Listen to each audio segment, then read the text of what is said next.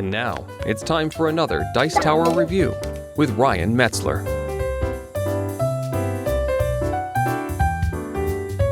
Hey everyone, it's Ryan Metzler here, and today we're going to take a look at an abstract print-and-play game available on Board Game Geek called Micropul. This copy was made by Andrew Tullison of Print and Play Games. He runs his own service, and he can make this game and print it out for you for a small fee and send it to you so that you can have a nice copy of the game to play. This game is going to be about laying tiles out onto the board, trying to create groups of what are called Micropul, and having optimal tile placement, tile draw, and tile manipulation in order to get the most points by the end of the game. So real quick, why don't we take a look at this two-player game, we'll see how it plays, and then we'll come back here and get my final opinions on the title. So here we are looking at my copy of Micropul, made by Andrew Tullison of Print and Play Games. A very nice copy. And as everybody knows, this is a print and play game. I covered that in the intro. But the game is going to be an abstract about placing tiles and making groupings of different colors of Micropul, which are these little dots here. And they're going to be connected by these lines. You have red and yellow lines, or red and orange as they call them in the rulebook. But on your turn, you're going to have a set of tiles. Each player starts with 6 tiles.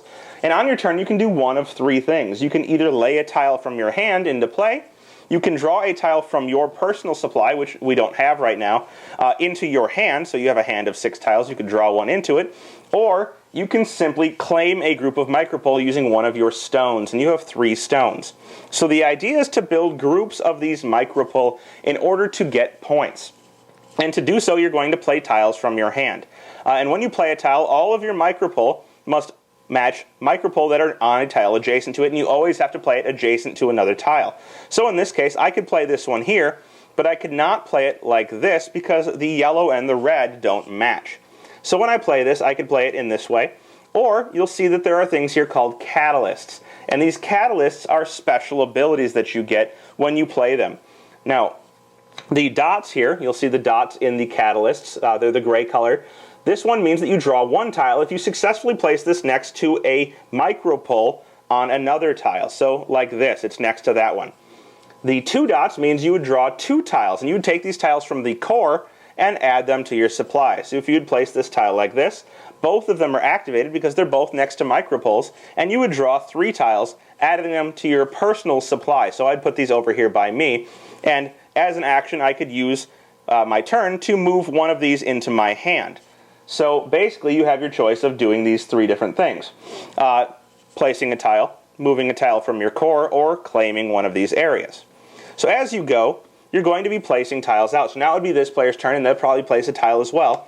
They could go and put this one here. It doesn't activate anything, but they have kind of closed off part of this red Micropul group that's starting to form. Now on a player's turn, they could, instead of placing a tile or moving a tile from their personal supply, claim one of these different groups. So maybe they want to claim this group here. They're now trying to finish this area of Micropuls. And the reason they would want to do this is because only areas that are completely closed off are scored at the end of the game. So what you need to do is make sure that this group is finished by having none of the yellow-colored Micropuls in the group on an area where another Micropul can be played. So it has to be completely closed in with none of its pieces on the edge. And so in order to do this, maybe we would try and get it to close off like this. We'll place this one here and that one there. And now you can see that this would be a closed area of Micropuls because you can't really extend it anymore. I guess we would have to finish off with the yellow one over here. So we would try and find another tile through having all of our tiles that finishes this off, maybe something like this. You can see that this is now finished off, and all of these different Micropuls are in that group.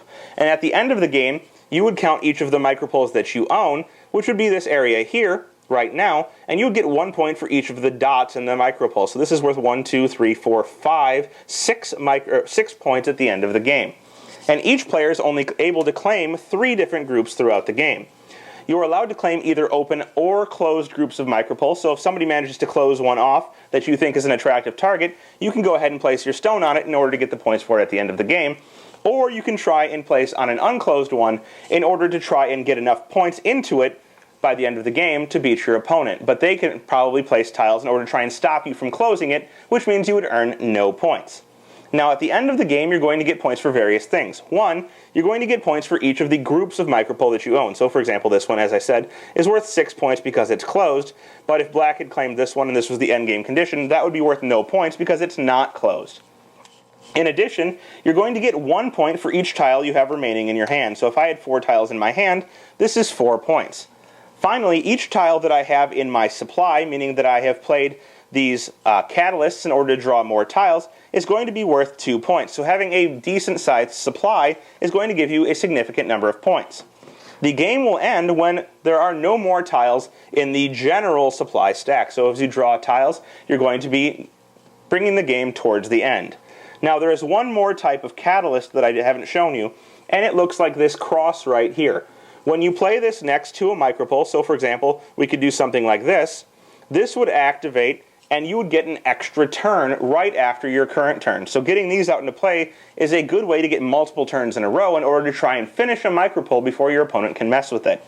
As I said, the game will end when all of the tiles from the general supply are gone. You'll get your points for tiles in your hand, tiles in your supply, and the Micropuls you've claimed on the board, and whoever has the most points after all of this will be the winner. So there you have it. That is the gameplay and components of Micropul. As you might be able to tell, in my opinion at least, this is an abstractized version of Carcassonne for 2 players. You're trying to lay those tiles out. You are trying to get your own Micropul areas completed while preventing your opponent from completing their Micropul areas, or at least preventing them from making them very large. Now, the game is a decent enough abstract, definitely not in my list or even close to the top of my list of my favorite 2-player abstracts, but one that I'm sure has its own audience. I'm probably not going to play this one a lot, simply because I feel that I'd much rather just play Carcassonne or any of the dozens or even more abstracts out there like Yinch or Hive or chess even, 2-player abstracts that I feel better suit the genre and are better for quick play and more strategic play. But Micropul has its own element if you're looking for an optimization game where you can have a handful of tiles and place any of those tiles at any given point in order to best succeed. It may be that I just don't understand the strategy of Micropul just yet, that more plays will get me more strategy and make the game more appealing to me, but all in all, not my favorite of the abstract games available out there. Micropul.